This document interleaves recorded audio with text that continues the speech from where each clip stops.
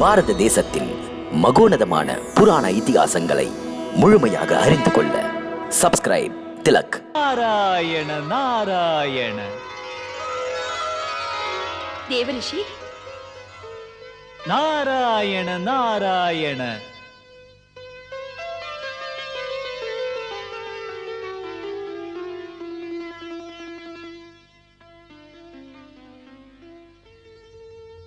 சத்யபாமாவின் பணிவான வணக்கம் முனிவரே. நலமெல்லாம் பெருக. வாருங்கள், ஆசனத்தில் அமருங்கள். என்ன நாரதரே, எனது மாளிகைக்கு தாங்கள் வந்ததன் நோக்கம்? தேவி சத்யபாமா, மிக்க இனிமையான செய்தியை சொல்லத்தான். எது பற்றி? அன்புமிக்க உன் கணவர் தேவேந்திரனிடத்திலிருந்து பாரிஜாத மரத்தை பெற்றுவிட்டார். அவர் இப்போது அந்த விண்ணகத்து மரத்துடன் துவாரகையை நோக்கி வருகின்றார். நிஜந்தானா தேவரிஷி? ஆம் தேவி. இந்திரனே பாரிஜாத மரத்தை தந்து விட்டாரா? சுலபமாக தந்துவிடவில்லை, பயத்துடன் அதை தரும்படி ஆயிற்று. என்ன? ஏன் கேட்கிறாய்?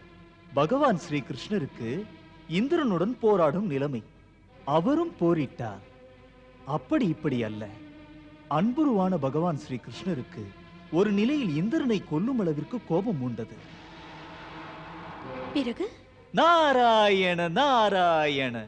அப்போது தேவமாதா அதித்தி இருவருக்கும் இடையில் வந்து நின்று யுத்தத்தை தடுத்தார்.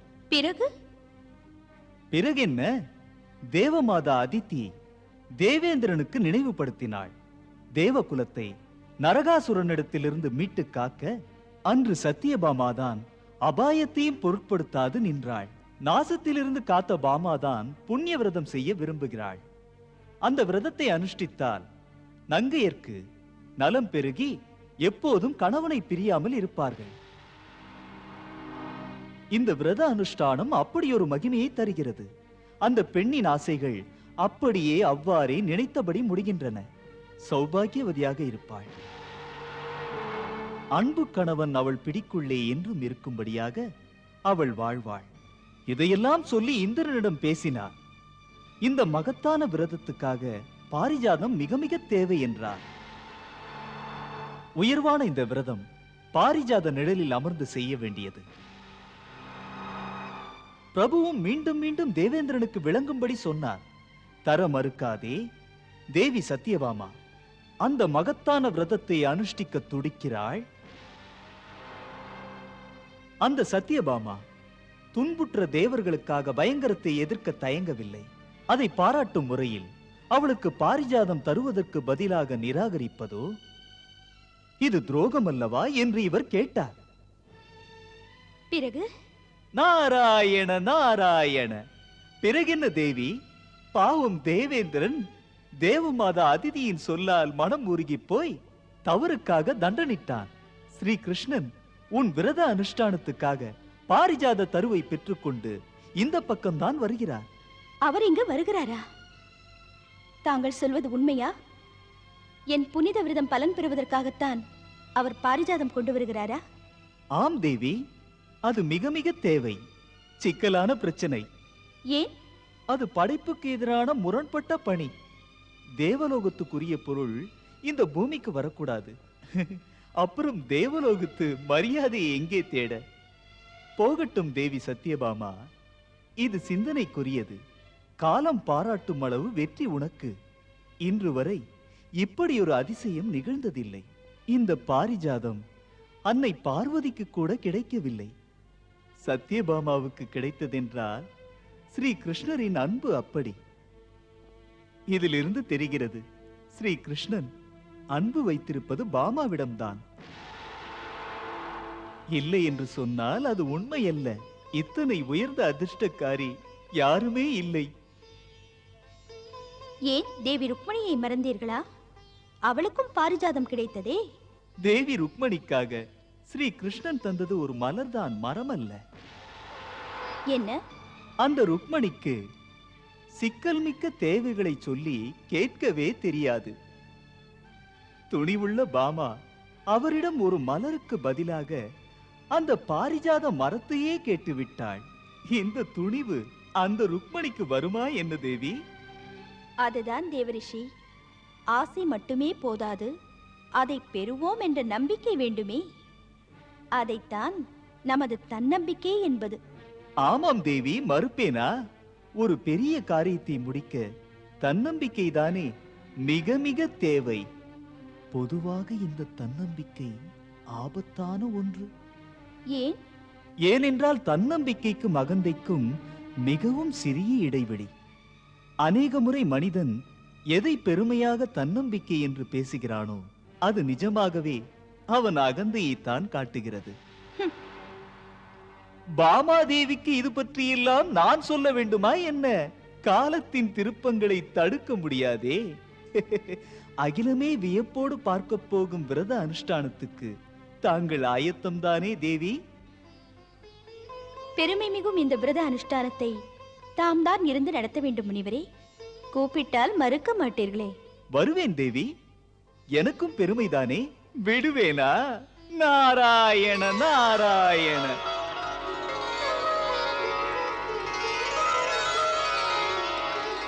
மகாராணி,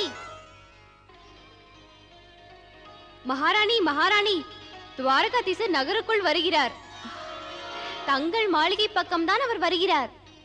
எல்லோரும் சென்று அவரை வரவேற்க காத்திருங்கள். உங்கள் ஆணைப்படியே மகாராணி.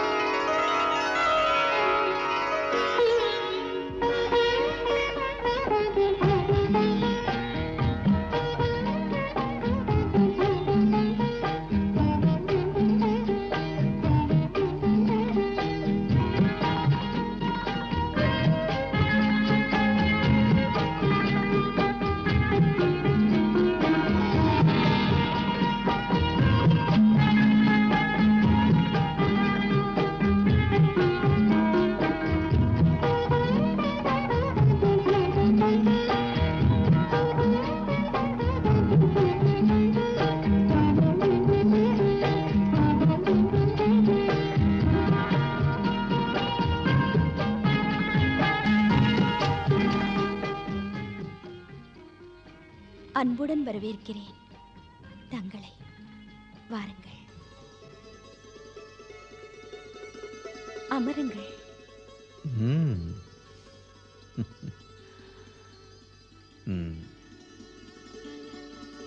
திருப்திதானே? சொன்னபடி பாரிஜாதம் கொண்டு வந்தேன். தேவலோகத்தில் பாமா நான் பாரிஜாதத்துக்காக போராட்டமே நடத்தினேன்.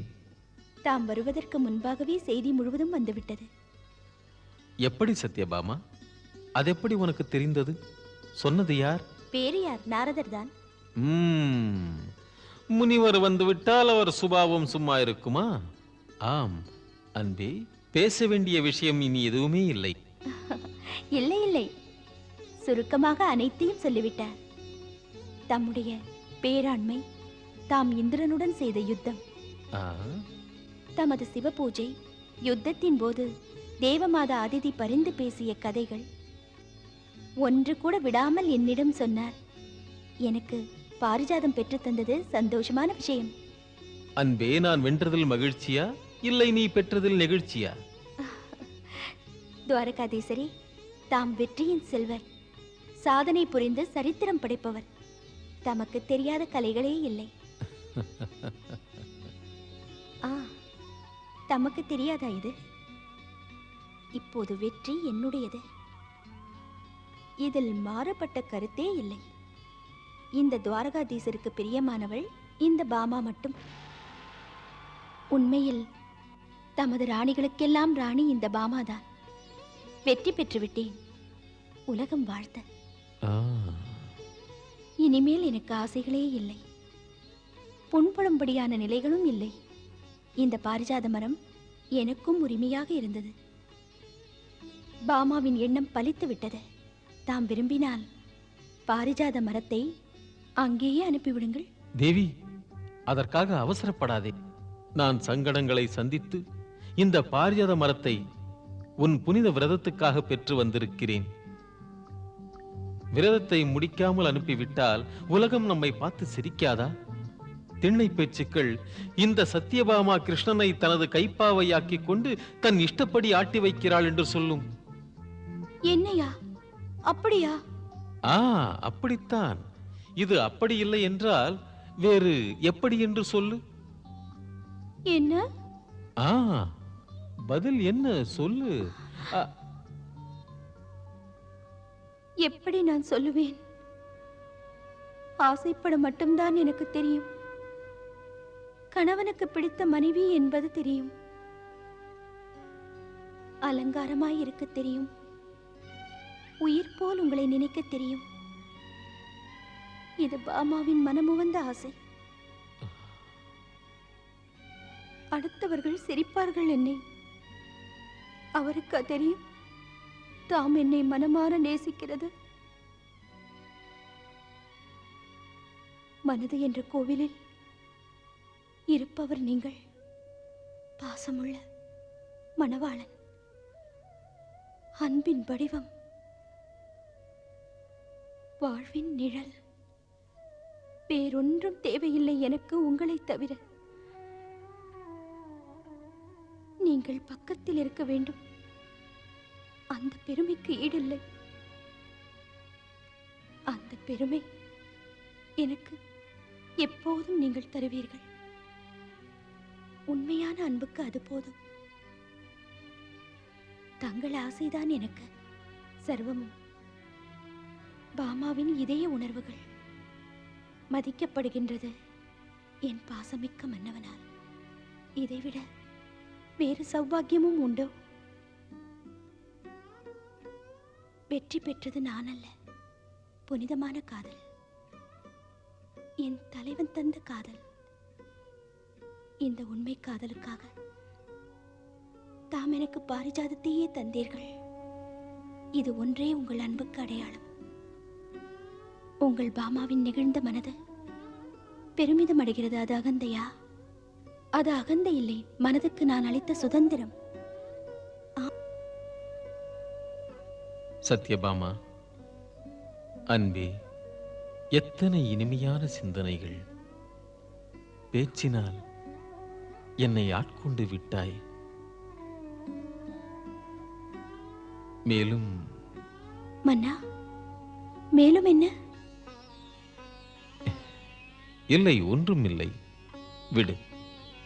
மனது எங்கோ சென்றது. பொதுவாகச் சொல்லுகிறேன், அன்பு என்பது தானாக வருவதா, எடுத்துக்கொள்வதா? அர்ப்பணிப்பில் அதிகாரங்கள் ஏது? தூய்மையான அன்பில் கர்வம் ஏது? கோபம் ஏது? ஆணவம் ஏது? இதெல்லாம் நினைக்கும் போது எரிச்சலூட்டுகிறதா? மறுக்கவில்லை. இந்த பேச்சுக்கள் யாருக்கென்றால் நிஜ அன்பு தெரியாதவருக்கு.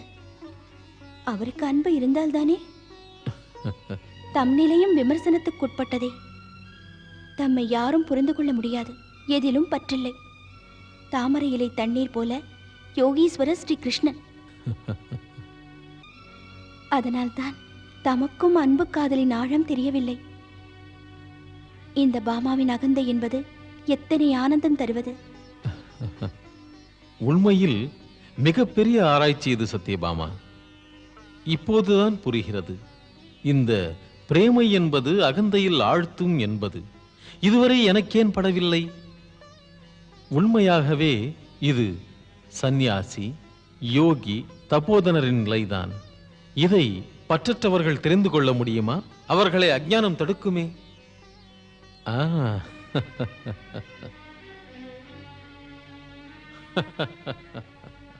இந்த அஞ்ஞானம் நீங்க படியுங்கள் காதலை. என்னையே பாருங்கள். விருப்பத்தோடு பாமா உங்களை மாற்ற முடியும். நிச்சயம் முடியும். பிரபுவே, எந்த முயற்சியும் உங்கள் அருளின்றி நடக்காது. இன்னமும் நம்பிக்கை வரவில்லை என்றால் பாமா உங்கள் பாதத்தில் விழுவேன். பாமா வாழ்வதே தங்களுக்காகத்தான். என் உயிரையே உங்களுக்கு அர்ப்பணிப்பேன். சந்தோஷமான சமயத்தில் நீயா இப்படியெல்லாம் பேசுவது தேவி? தாமதிக்காமல் அன்பே உனது புனித மனத்தின் அனுஷ்டானங்களை ஆரம்பிக்க வேண்டுமே. உண்மையான பிரேமைக்கு அது வெற்றி விழா அல்லவா? அந்த விழா எடுப்பதும் கூட பிரம்மாண்டமாய் இருக்க வேண்டுமே. உனது புனித விரத அனுஷ்டானங்களை உலகம் புகழப் போகிறது. விழாவே அதை சொல்லும். பாமாவின் புனித விரத அனுஷ்டானம் என்றால் சாதாரணமா? நாட்டில் இதுவரை நடந்ததும் இல்லை, நடப்பதும் இல்லை. உன்னதமாய் நடத்துவதற்கு நான் நாரதரையும் அழைத்திருக்கிறேன். அந்த முனிவரே என் விரதத்தை பூரண பலன் தர நடத்தி வைப்பார். உன் சொல்லை அவர் ஏற்றுக்கொண்டாரா? ஆம். பலே, முடிந்தது உனது காரியம். அவர் வேத மந்திரங்களை உணர்ந்து கொண்டவர். மேலும் நாரதர் சொன்னபடி விரதங்களை நடத்து. இல்லையேல் நாரதர் பயங்கரமானவர். பின்விளைவுகள் சிக்கல்தான். நான் சிக்கலில் சிக்குவேனா? அனுஷ்டிப்பது யார்? சத்யபாமா அல்லவா? அப்படி ஒன்றும் நேராது. பார்த்து கொண்டே இருங்கள். அற்புதமாய் நடக்கும். நீங்களே சொல்வீர்கள். யாருக்கு இப்படி துணிவு வரும்?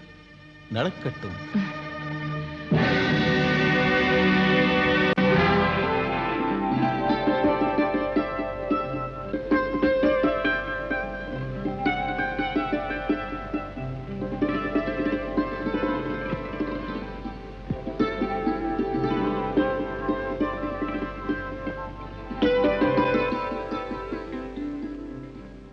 தேவி, இந்த கொட்டை பாக்கை சித்தி விநாயகராக